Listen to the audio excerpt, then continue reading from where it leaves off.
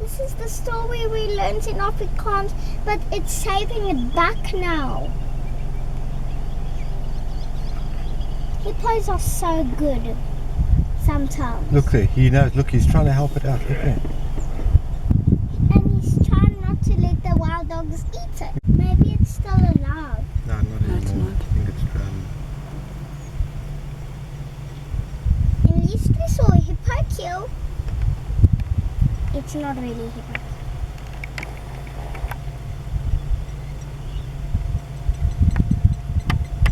Yeah, it's a kudu. Yeah, it's dead.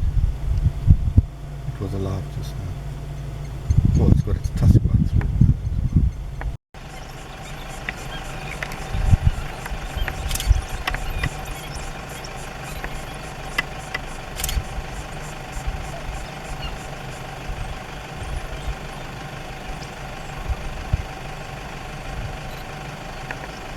Why is he chasing after the kill?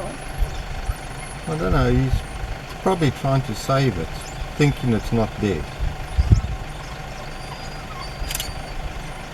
Because he thinks he's still a superhero. I like hippos.